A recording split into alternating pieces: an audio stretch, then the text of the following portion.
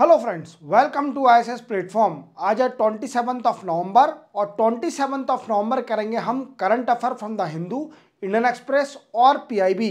Lecture start करने से पहले मैं आपको बताना चाहूँगा कि मेरा एक फाउंडेशन बैच चल रहा है इकोनॉमिक्स का, जिसके ऑलरेडी 2 लेक्चर अपलोड हो चुके हैं। फ्री ऑफ कॉस्ट आपको पढ़ाया जा रहा है। क्लियर? तो आप जाइए यूट्यूब के चैनल के प्लेलिस्ट में, और प्लेलिस्ट में जाते ही आपको एक फोल्डर मिलेगा इकोनॉमी का, और इकोनॉमी में 2 लेक्चर अपलोड हो चुके हैं और तीसरा भी लेक्चर या 4th लेक्चर या पूरी इकोनॉमी जल्दी ही कंप्लीट कर दी जाएगी, जिससे आपकी इकोनॉमिक्स इतनी स्ट्रांग हो जाएगी कि आपको कभी कोई प्रॉब्लम नहीं पड़ेगी इकोनॉमिक्स में। चलो वीडियो स्टार्ट करते हैं।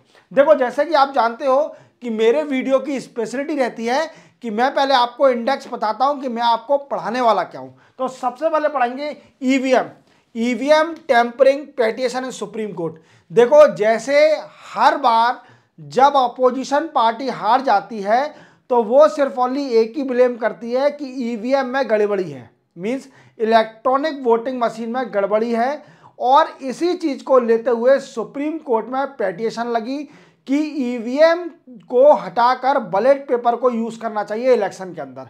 अब सुप्रीम कोर्ट ने क्या बोला है, और इसी लेक्चर में मैं आपको बताऊंगा कि ईवीएम को टेम्परिंग कर सकते हैं कि नहीं कर सकते, ये भी हम जानेंगे। Clear? Then after USA will impose plan to impose tariff. जैसे कि मैंने आपको बताया था कि मेरा एक वीडियो पड़ा हुआ है जिसमें मैंने उसमें वीडियो में बोला है कि Trump victory impact on India. उसका टैगलाइन क्या है? Trump victory impact on India positive और नेगेटिव। जिसमें मैंने आपको एक लाइन बोली थी कि डोनाल्ड ट्रंप जो हैं वो जीतने के बाद सीधे टैरिफ लगाने वाले हैं on import of different country, जो कि कई सारी कंट्री से एक्सपोर्ट हो रहा है यूएसए के अंदर, उस पर कई सारा टैरिफ लगाने वाले हैं। अब मैं आपको बताऊंगा कि कौन कौन सी कंट्रियां इस पाइपलाइन में है टैरिफ के लिए, और डोनाल्ड ट्रंप ने क्या बोला है, और इंडिया इसकी विक्टिम बनेगी कि नहीं बनेगी, या इंडिया को इसका बेनिफिट होगा। और आपको अगर डिटेल में भी जानना है ना, तो आप मेरे ये सिंगल वीडियो जो इंडिविजुअल वीडियो पड़ा हुआ है एडिटोरियल में, जो कि Trump victory impact on India positive और नेगेटिव, उसको देख लीजिए। उससे क्या होगा कि आपकी नॉलेज बहुत एक्सपांड हो जाएगी, इतनी एक्सपांड हो जाएगी कि आपको पता चल जाएगा कि यूएसए और इंडिया के रिलेशन कैसे हैं। क्लियर? देन आफ्टर हम पढ़ेंगे पीएसबी, पब्लिक सेक्टर बैंक क्या है, नया प्रोडक्ट ला रही है और जल्दी लॉन्च करेगी, जिससे क्या होगा कि बैंकों की क्रेडिट ग्रोथ बढ़ जाएगी। क्या बढ़ जाएगी? Credit growth. तो मैं बताऊंगा कि ये कैसे क्या है, और बिल भी बताऊंगा। एक बैंकिंग बिल आने वाला है, अमेंडमेंट बिल आने वाला है मॉनसून सेशन में, गवर्नमेंट पास करने वाली है। अब इस बिल में क्या क्या होगा ये भी आपको क्लियर करूंगा।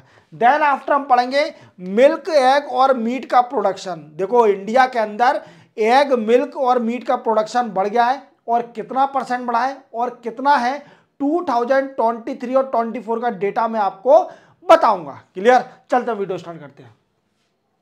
सबसे पहले क्या है ईवीएम? ईवीएम क्या है? Electronic voting machine. क्या है? Electronic voting machine. अभी आप जानते हो कि 2 स्टेट में इलेक्शन हुए थे। कहां पर? महाराष्ट्र में और झारखंड में। झारखंड में हालांकि झारखंड मुक्ति मोर्चा जीत गई, और महाराष्ट्र में जीती है बीजेपी। क्या जीती है? बीजेपी अच्छी खासी सीट लेके आई है। आई थिंक 132 सीट लेके आई है। कितनी? 132। और महाराष्ट्र में कितनी सीटें हैं? जैसे मैंने आपको प्रीवियस लेक्चर बताया कि 288 सीटें हैं महाराष्ट्र के अंदर। और एनडीए का देखा जाए तो एनडीए ने 230 सीट जीत ली है। एनडीए गवर्नमेंट ने 230 सीट जीत ली है। अब अपोजिशन में कौन था?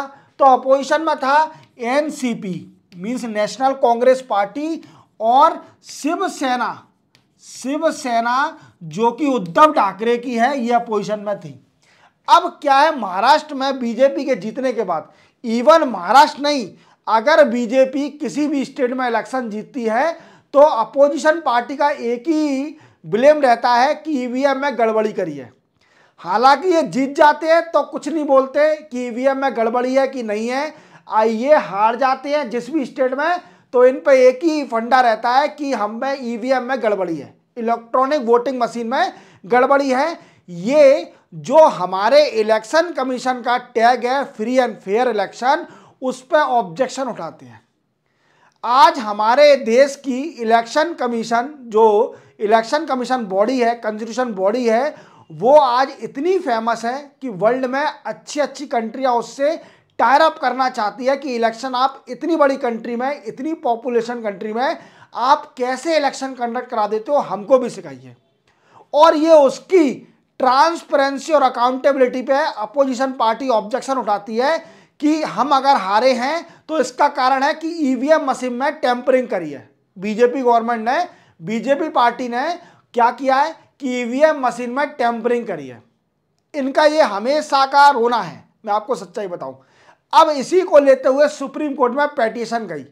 पेटिशन ये थी कि ईवीएम की टेम्परिंग करी जाती है, इसलिए वैलेट पेपर के जरिए अब इलेक्शन कराया जाए। क्या कराया जाए? वैलेट पेपर के जरिए इलेक्शन कराया जाए, ईवीएम को खत्म कर दिया जाए, ईवीएम को खत्म कर दिया जाए और बैलेट पेपर के जरिए इलेक्शन कराया जाए इंडिया के अंदर।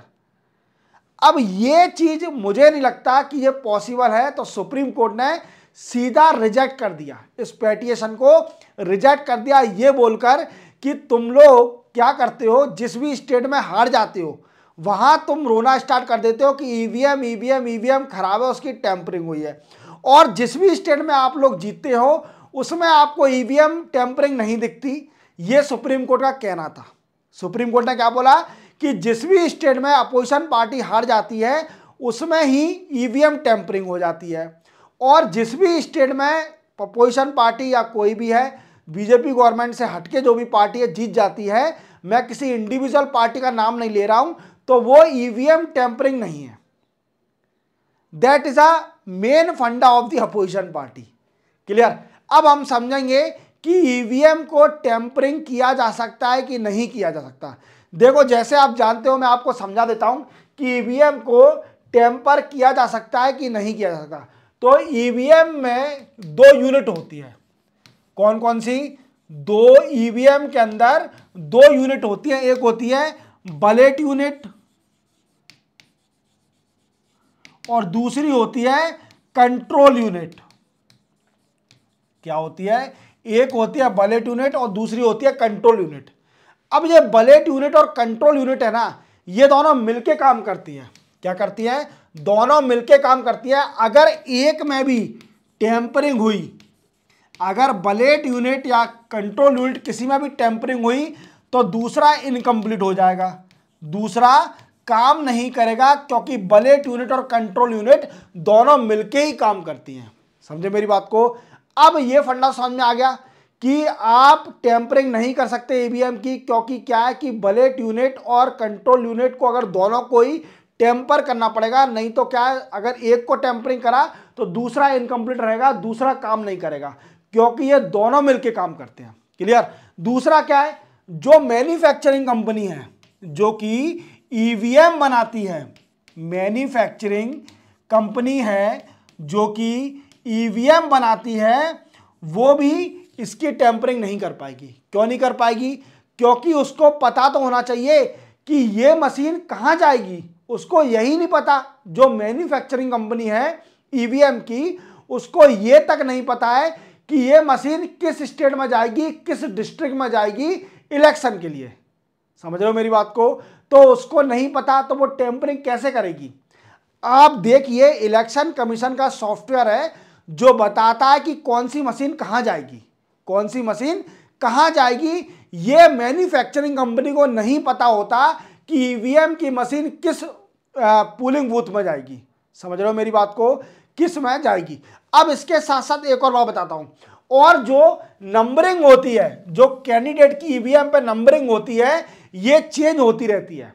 तो टेम्परिंग तो हो ही नहीं सकती, क्योंकि मैन्युफैक्चरिंग कंपनी को ये नहीं पता कि बीजेपी का कैंडिडेट कहां आएगा, उसका क्रम क्या होगा, या बीजेपी का कैंडिडेट पहले नंबर पर रहेगा, या दूसरे नंबर पर रहेगा, या तीसरे नंबर पर रहेगा, या फिर कांग्रेस का कैंडिडेट पहले नंबर पर रहेगा। तो ये डिपेंड करता है इलेक्शन कमीशन पर। इलेक्शन कमीशन डिसाइड करती है कि बीजेपी और कौन सी पार्टी कौन से नंबर पर रहेगी। समझ रहे हो मेरी बात को? कि टेम्परिंग हो ही नहीं सकती। पहले टेम्परिंग क्यों नहीं हो सकती? क्योंकि इसमें दो यूनिट होती हैं, पहली होती है बलेट यूनिट, दूसरी होती है कंट्रोल यूनिट। अगर एक यूनिट का टेम्परिंग होगी तो दूसरी यूनिट इनकम्प्लीट हो जाएगी, वो काम नहीं करेगी, क्योंकि ये दोनों मिलकर काम करती है। मैन्युफैक्चरिंग कंपनी ईवीएम की वो टेम्परिंग नहीं कर सकती, क्योंकि उसको नहीं पता कि मैं टेम्परिंग जिस मशीन में कर रही हूँ वो कौन से डिस्ट्रिक्ट में जाएगा, कौन से स्टेट में जाएगा, उसको नहीं पता मैन्युफैक्चरिंग कंपनी को। और इवन मैन्युफैक्चरिंग कंपनी को ये तक नहीं पता कि इसमें क्रम कौन सा रहेगा, कौन सा कैंडिडेट कौन से नंबर पर आएगा और कौन सा कांग्रेस बीजेपी का कैंडिडेट किस क्रम में आएगा। तो आप समझ गए मेरी बात को कि ईवीएम की टेम्परिंग करना आसान नहीं है। इलेक्शन कमीशन ऑफ इंडिया ने अपनी पहचान सिर्फ ओनली अपने फेयर और ट्रांसपेरेंसी के नाम से जानी जाती है वर्ल्ड में। इलेक्शन कमीशन ऑफ इंडिया को क्यों पूछा जाता है? इसलिए पूछा जाता है क्योंकि इसने अभी तक इंडिया में, जो इंडिया इतनी बड़ी कंट्री है, 144 करोड़ पॉपुलेशन का इलेक्शन कराना ऐसा पॉसिबल नहीं है। एक छोटी बॉडी जिसके मेंबर ही बड़े कम हैं तो भी वो इतना बड़ा इलेक्शन करा रही है। लोकसभा का आप देख रहे हो, लोकसभा पूरे इंडिया का इलेक्शन कराना आसान नहीं है, और आप उसके ऊपर ऑब्जेक्शन ले रहे हो कि टेम्परिंग हुई है। अब ठीक है, अब इनके टेम्परिंग के बाद, चलो ठीक है, पिछली बार क्या हुआ था कि इनकी बात मान ली थी कि टेम्परिंग हुई है, चलो मानते हैं। पिछली बार बोला गया कि हाँ भैया टेम्परिंग हुई है, पर टेम्परिंग को रिजॉल्व करने के लिए क्या हुआ, वीवीपैट आया। क्या आया? वीवीपैट, जिसका मतलब क्या है, वोट वेरिफिकेशन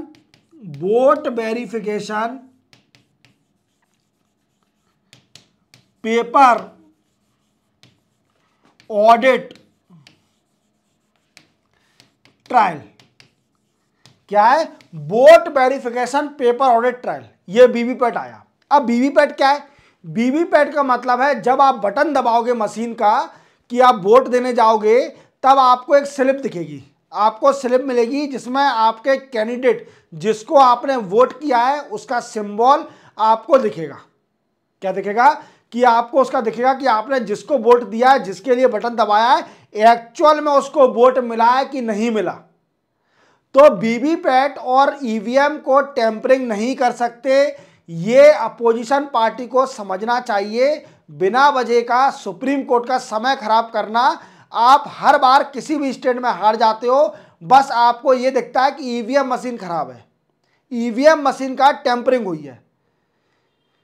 तो ठीक है, जो भी है, पर सुप्रीम कोर्ट ने इसको रिजेक्ट कर दिया है, ईवीएम टेम्परिंग नहीं हो सकती। मैंने 2 या 3 रीजन दिए आपको कि टेम्परिंग पॉसिबल क्यों नहीं है, क्योंकि क्या है, टेम्परिंग दोनों की करना, दोनों यूनिट की करना पॉसिबल नहीं है। समझ रहे हो मेरी बात को?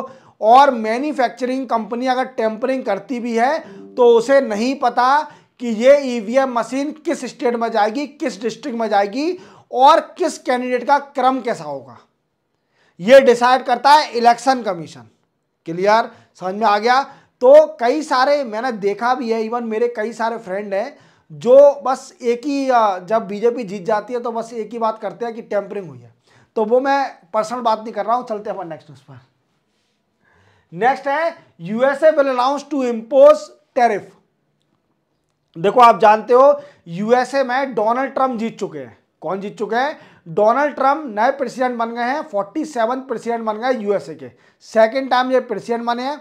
और इन्होंने वीकेंड से मैंने आपको एक इंडिविजुअल लेक्चर बना के रखा है जिसमें टैग और जो कि हेडलाइन है उसकी वीडियो की कि Trump victory impact on India. क्या है? Trump victory impact on India, positive और नेगेटिव, ये उसकी हेडलाइन है। तो आप उस वीडियो को देखिए, इवन आपको सब क्लियर हो जाएगा। हालांकि मैं ये न्यूज़ भी बता देता हूं आपको क्या है। यूएसए, जो यूएसए है वो जल्दी ही अनाउंस करने वाली है 25% टैरिफ, 25% टैरिफ ऑन कौन? Mexico and Canada country product. जितने भी मैक्सिको और कनाडा कंट्री से प्रोडक्ट आ रहे हैं, इंपोर्ट करे जा रहे हैं यूएसए के अंदर, उसके ऊपर 25% यूएसए अनाउंस करने वाली है टैरिफ लगाना। और चाइना के ऊपर 10% टैरिफ लगाने की तैयारी चल रही है। क्या? 10% टैरिफ इंपोज करने की तैयारी चल रही है on all product of Chinese के जितने भी प्रोडक्ट हैं यूएसए में जो आ रहे हैं उस पर 10% टैरिफ लगाएगी यूएसए। अब ये ऐसा क्यों कर रही है? देखो, मैंने आपको बताया था कि डोनाल्ड ट्रम्प एक ऐसा प्रेसिडेंट है जिसका एक टैगलाइन है, उन्होंने बोला था कि tariff is the most beautiful word in dictionary then love and fair. क्या बोला था? डोनाल्ड ट्रम्प ने एक बात बोली थी जो मुझे अभी तक याद है कि tariff is the most important word in dictionary then love and faith. ये बात बोली थी डोनाल्ड ट्रम्प ने। और डोनाल्ड ट्रम्प सिर्फ ओनली यूएसए के बारे में सोच रहा है, और यूएसए में जो मैन्युफैक्चरिंग जॉब है, जो कई सारे लोगों की मैन्युफैक्चरिंग जॉब जा रही है, उसको वापस करने के लिए यूएसए में ये टैरिफ लगाने का सोच रहा है। टैरिफ अगर लगाएगा तो वो प्रोडक्ट महंगा हो जाएगा और डोमेस्टिक कंपनी का प्रोडक्ट एनहांस हो जाएगा, जॉब की रिक्वायरमेंट फुलफिल होगी यूएसए के लोकल लोगों की। समझ रहे हो मेरी बात को? तो मैन्युफैक्चरिंग जॉब को वापस लाने के लिए यूएसए में, तो वो चाह रहा है डोनाल्ड ट्रम्प की हर जो 3 कंट्रियां हैं, मैक्सिको, कनाडा, चाइना, उसके ऊपर टैरिफ लगाया जाए। क्या लगाया जाए? टैरिफ लगाया जाए उनके प्रोडक्ट पर। अब एक और बात याद रखना, क्या एक ड्रग्स है जिसका नाम है सिंथेटिक ओपियोड वी कैन से फ्रूटाइल। क्या है? फ्रूटाइल, सिंथेटिक ओपियाइड फ्रूटाइल, ये ड्रग्स का नाम है। क्या नाम है? ड्रग्स का नाम है। अब ये ड्रग्स क्या करता है? ये ड्रग्स है पेन किलर। क्या है? Pain killer.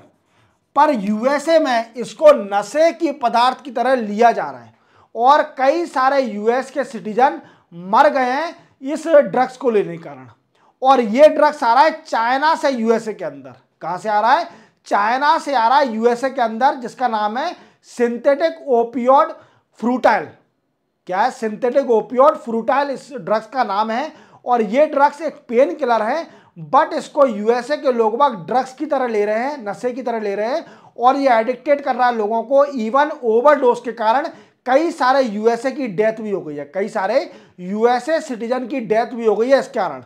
तो डोनाल्ड ट्रम्प का कहना है कि चाइना से बोला था कि इस ड्रग्स को यूएसए में क्यों आप भेज रहे हो, इसको रोकिए। ये ड्रग्स आपकी कंट्री से यूएसए के अंदर आ रहा है और यूएसए के कई सारे सिटीजन की डेथ हो रही है इस ड्रग्स को कंज्यूम करने से। इस ड्रग्स को कंज्यूम करने से कई सारे यूएसए के सिटीजन की डेथ हो रही है। क्लियर? तो चाइना ने इसको अनसुना कर दिया, यूएसए की बात को अनसुना कर दिया। तो इसी कारणवश डोनाल्ड ट्रम्प बोल रहे हैं कि अब 10% टैरिफ लगेगा चाइनीज के हर प्रोडक्ट पर, जब तक चाइना ये ड्रग्स को रोकती नहीं है। जब तक चाइना इस ड्रग्स को रोकती नहीं है। अब क्वेश्चन बनता है कि सर ये बताइए इसका इंप्लीकेशन होगा इंडिया के ऊपर, क्या इंप्लीकेशन होगा? जो इंडिया कंट्री है ना, इसको बड़ा ही बेनिफिट है इससे। क्यों बेनिफिट है? क्योंकि इंडिया को इसमें इन्वॉल्व नहीं किया है डोनाल्ड ट्रम्प। इतना मैंने आपको बोला था इस वीडियो में, एक जो इंडिविजुअल वीडियो पड़ा हुआ है उसको देख लीजिए कि जो मैंने पढ़ाया, मैं फिर से बताता हूं, जिसकी हेडलाइन है Trump victory on India. Trump victory on India, that is positive और नेगेटिव। ये वीडियो में मैंने बोला था कि इंडिया को बड़ा ही बेनिफिट होने वाला है डोनाल्ड ट्रम्प के बनने से। क्या बेनिफिट? सबसे पहला बेनिफिट तो यही आ गया, क्योंकि इंडिया जितने भी टैरिफ लग रहे हैं, जितनी भी कंट्रियों पर डोनाल्ड ट्रम्प टैरिफ लगाएगा, उसमें इंडिया इन्वॉल्व नहीं है, इंडिया के प्रोडक्ट इन्वॉल्व नहीं है। देख रहे हो आप मेरी बात को कि मैं क्या कहना चाह रहा हूं कि इंडिया को कितना बेनिफिट है डोनाल्ड ट्रम्प के बनने से, कि डोनाल्ड ट्रम्प ने बोला कि मैं हर कंट्री, 3 कंट्रियों का नाम लिया, मैक्सिको, कनाडा और चाइना, इन पर टैरिफ लगाने वाला हूं, इनके प्रोडक्ट पर जो भी कंट्री में आ रहे हैं। बट इंडिया का नाम नहीं लिया। इंडिया के प्रोडक्ट पर कोई बेनिफिट नहीं मिलेगा, वो बेनिफिट मिलेगा और कोई लॉस नहीं होगा इंडिया के प्रोडक्ट को। समझ रहे हो मेरी बात को? तो क्या है, इंडिया को इसका बेनिफिट लेना चाहिए। अब वो कई सारे जो बड़े बड़े वर्सटाइल लोग हैं, इंटेलिजेंट लोग हैं, इकोनॉमिस्ट हैं, उनका कहना यही है कि इंडिया को इसका बेनिफिट लेना चाहिए। जब चाइनीज का एक्सपोर्ट कम हो जाएगा यूएसए के अंदर, तो इंडिया को इसकी भरपाई करना चाहिए। क्या करना चाहिए? इसकी फुलफिलमेंट ऑफ द यूएसए है, जो कि चाइनीज के प्रोडक्ट नहीं जा पाएंगे यूएसए के अंदर क्योंकि उन पर टैरिफ हाई लगेगा, तो इसकी फुलफिलमेंट इंडिया को करना चाहिए। क्या करना चाहिए? इंडिया को करना चाहिए। बट इंडिया के संग एक प्रॉब्लम है। देखो, चाइना और इंडिया में बड़ा ही फर्क है, ये बात ध्यान रखना। इंडिया और चाइना में बड़ा ही फर्क है। अब किस चीज का फर्क है? आप जानते हो चाइनीज जो कंट्री है वो इंफ्रास्ट्रक्चर में इतने आगे है, मैन्युफैक्चरिंग सेक्टर में इतने आगे है, इंडिया उसके आसपास भी नहीं है। इंडिया उसके आसपास भी नहीं है। अब इंडिया उसके आसपास नहीं है तो मैन्युफैक्चरिंग और इंफ्रास्ट्रक्चर में इंडिया बैकवर्ड टाइप से बोल सकते हैं अपन। हालांकि इतना बैकवर्ड नहीं है इंडिया, इंडिया मीडियम बोल सकते हैं, बट चाइना का बराबरी नहीं कर सकता, चाइना की बराबरी नहीं कर सकता। तो क्या है कि यूएसए की फुलफिलमेंट इंडिया पूरी नहीं कर पाएगा। जो चाइनीज के प्रोडक्ट करेंगे वो इंडिया पूरी फुलफिलमेंट नहीं कर पाएगा। तो ये भी कहना है लोगों का। तो देखते हैं, आपको ये मेंशन करके आना है कि डोनाल्ड ट्रंप ने अनाउंस कर दिया है कि 10% टैरिफ लगेगा on all product of that is imported in USA from the Mexico और कनाडा, और 25%, जो मैक्सिको कनाडा पर 25%, और 10% tariff impose on Chinese product. Chinese product वो कौन सा ड्रग्स है वो भी याद रखना, वो भी मेंशन करके आना। क्लियर? चलते अपन नेक्स्ट उस पर। नेक्स्ट है पीएसबी, पब्लिक सेक्टर बैंक। आप जानते हो कि कई सारी बैंकें हैं public sector bank, public sector bank. और आप ये भी जानते हो कि हमेशा इंडिया में एक टर्मिनोलॉजी के बारे में डिस्कस किया जाता है, फाइनेंशियल इंक्लूजन। कौन सा? फाइनेंशियल इंक्लूजन के बारे में बड़ा ही डिस्कस किया जाता है। और फाइनेंशियल इंक्लूजन क्या होता है? फाइनेंशियल इंक्लूजन का मतलब होता है कि all people can easily access to the banking service. क्या है? फाइनेंशियल इंक्लूजन का मतलब है कि सारे लोग बैंकिंग सर्विस का बेनिफिट ले सके। That is called the financial inclusion. समझ रहे हो मेरी बात को, मैं क्या कहना चाह रहा हूं? तो इसी को बोलते हैं फाइनेंशियल इंक्लूजन। अब क्या है कि इंडिया जल्दी ही क्रेडिट ग्रोथ करने वाली है एमएसएमई की। मैंने आपको बताया था कि बजट में एमएसएमई पर बड़ा ही फोकस किया गया था। एमएसएमई क्या है? Micro small and medium enterprise, micro small and medium enterprise है। और बजट के अंदर एमएसएमई के क्रेडिट ग्रोथ पर बड़ा फोकस करा था, क्योंकि क्या है, जितने भी छोटे छोटे बिजनेस होते हैं वो सारे डिपेंड होते हैं on regular basis of credit. किस पर? रेगुलर बेसिस ऑफ क्रेडिट पर डिपेंड होते हैं जितने भी छोटे छोटे बिजनेस होते हैं। अब क्या है कि एमएसएमई के क्रेडिट ग्रोथ करने के लिए, उसका क्रेडिट ग्रोथ हो सके, इसलिए इंडिया क्या कर रही है? इंडिया बजट में एमएसएमई और कई सारी बैंकों का क्रेडिट ग्रोथ के लिए ट्राई कर रही है कि उनका ग्रोथ हो सके। और इवन एक और बात याद रखना, इंडिया एक बिल भी निकाल रही है जिसको बोलते हैं बैंकिंग अमेंडमेंट बिल। क्या बोलते हैं? Banking amendment bill. और ये इंडिया पास करेगी मॉनसून सेशन में। मॉनसून सेशन में इंडिया एक बिल पास करने वाली है जिसको बोलते हैं बैंकिंग अमेंडमेंट बिल। इस बिल में क्या होगा? इस बिल में बैंकिंग का रेगुलेशन, जो बैंकिंग रेगुलेशन है वो थोड़ा रिलीफ मिलेगा, उसमें बैंकिंग रेगुलेशन में रिलीफ मिलेगा। इवन इसके साथ साथ increase nominees of bank depositor, जो बैंक में डिपॉजिट करता है उसके नॉमिनीज की भी स्ट्रेंथ को बढ़ाया जाएगा, उसके नॉमिनीज की स्ट्रेंथ को भी बढ़ाया जाएगा। इवन इंक्रीज रिपोर्टिंग टाइम, इसमें बिल में रिपोर्टिंग टाइम का भी लिमिट बढ़ाई जाएगी। समझ रहे हो मेरी बात को? तो ये बैंकिंग अमेंडमेंट बिल जब मॉनसून सेशन में पास होगा, जब मैं आपको पूरी अच्छी तरह समझाऊंगा कि मॉनसून सेशन में इस बिल के अंदर क्या है। अभी थोड़ा वी कैन से हाईलाइट समझ लीजिए, दैट इज सफिशिएंट। क्लियर? तो क्या है कि गवर्नमेंट सोच रही है कि बैंकों की क्रेडिट ग्रोथ हो जाए, बैंकों की क्रेडिट ग्रोथ हो जाएगी। क्रेडिट अगर ग्रोथ होगी तो क्या होगा, बैंकों से कस्टमर को बेनिफिट मिलेगा, बैंकों से कस्टमर को बेनिफिट मिलेगा, वो ज्यादा लोन दे पाएगी और इंडिया की ग्रोथ हो सकेगी, इंडिया का इंफ्रास्ट्रक्चर इंक्रीज होगा, लोगों की ग्रोथ होगी, पर कैपिटा इनकम इंक्रीज होगा। तो that is a different benefit of credit growth. Credit growth के कई सारे बेनिफिट है। चलते अपन नेक्स्ट न्यूज, सिंपल था ये तो। नेक्स्ट और लास्ट न्यूज है आज की, क्या है कि 2023 और 24 में इंडिया के मिल्क और एग मीट का प्रोडक्शन बढ़ गया है। इंडिया मीट, मिल्क और एग का प्रोडक्शन बढ़ा दिया है। अब मैं आपको फैक्चुअल डेटा बताऊंगा। जैसे आप जानते हो कि India is largest producer of milk in world. क्या है, इंडिया सबसे बड़ा प्रोड्यूसर है मिल्क का इन वर्ल्ड में, और सेकंड लार्जेस्ट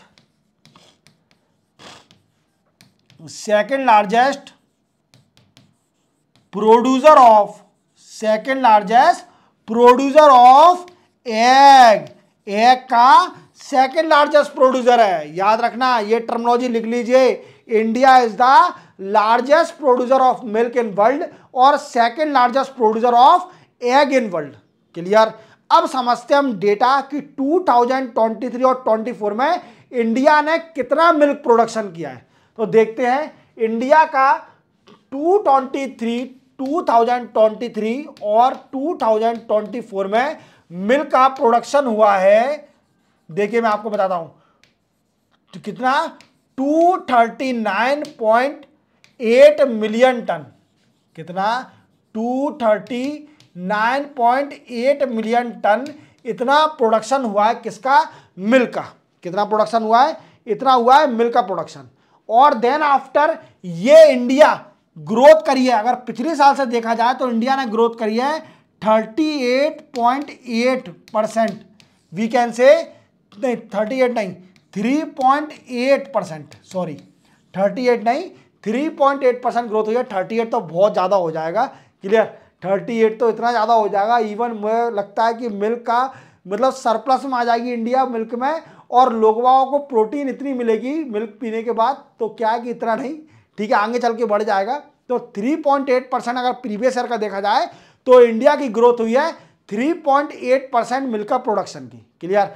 अब मैं आपको बताऊंगा कि इंडिया ने इतना तो प्रोडक्शन किया है 23-24 में, बट कौन सी स्टेट है जो सबसे ज्यादा प्रोडक्शन कर रही है। तो पहली स्टेट है यूपी, दूसरी है राजस्थान सेकंड नंबर पर मिल्क प्रोड्यूस करती है, तीसरी है मध्य प्रदेश, और फोर्थ है गुजरात, और फिफ्थ है महाराष्ट्र। ये सारी स्टेट मिल्क का प्रोडक्शन करती है। सबसे ज्यादा मिल्क कौन से प्रोड्यूस करती है, उत्तर प्रदेश सबसे ज्यादा प्रोडक्शन करती है। दूसरी राजस्थान दूसरा सबसे ज्यादा प्रोडक्शन करती है मिल्क का। तीसरा करती है मध्य प्रदेश तीसरा सबसे ज्यादा प्रोडक्शन करती है मिल्क का।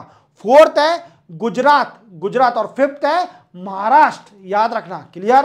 अब अपन समझते हैं एग का प्रोडक्शन। एग का प्रोडक्शन भी समझ लीजिए। इंडिया ने 2023 और 24 में एग का प्रोडक्शन किया है 142 we can say 88 we can say billion egg. कितना, 142.88 बिलियन एग प्रोड्यूस किया है इंडिया ने। और इसकी ग्रोथ कितनी हुई है, इसकी ग्रोथ छोड़ो, आप पहले ये समझो कि सबसे पहले स्टेट कौन सी है। तो आंध्र प्रदेश ने सबसे ज्यादा प्रोडक्शन किया है, देन आफ्टर तमिलनाडु। ये दो स्टेट है जो कि सबसे ज्यादा प्रोडक्शन कर रही है। और इसका अपन देखते हैं कि कितना वी कैन से प्रोडक्शन बढ़ा है, 3.18% इसका प्रोडक्शन बढ़ा है। कितना, 3.18% इसका प्रोडक्शन बढ़ा है किसका, एग का। और कौन सी स्टेट सबसे ज्यादा कर रही है, आंध्र प्रदेश एंड तमिलनाडु। क्लियर। तो देखो तीसरा अपन समझते हैं, तीसरा है कौन सा, एग हो गया। देन आफ्टर मीट इंडिया ने मीट में भी ग्रोथ करी है और मीट का प्रोडक्शन हुआ है 10.25 मिलियन टन। कितना? 10.25 मिलियन टन इंडिया ने मीट का प्रोडक्शन करा है। तो ये फैक्ट याद रखना, ये मेंशन करके आ सकते हो कि बताइए एनिमल हस्बेंड्री में इंडिया कितनी ग्रोथ कर रही है। अगर क्वेश्चन आता है एनिमल हस्बेंड्री से रिलेटेड तो आप इजीली मेंशन करके आ जाना ये सारे डेटा, जिससे आपकी मार्क्स आपको अच्छे मिलेंगे। तो इसी के साथ 27 नवंबर के करंट अफेयर कंप्लीट होते हैं। चैनल को सब्सक्राइब और बेल आइकन प्रेस करना ना भूलना, और मेरा इकोनॉमिक्स का जो फाउंडेशन बैच चल रहा है उसके वीडियो जरूर देख लेना, जिससे आपकी इकोनॉमिक्स और स्ट्रांग होती जा रही है, क्योंकि मैं फ्री ऑफ कॉस्ट इकोनॉमिक्स के फाउंडेशन बैच चला रहा हूं। क्लियर? मिलते अपन कल, तब तक के लिए जय हिंद।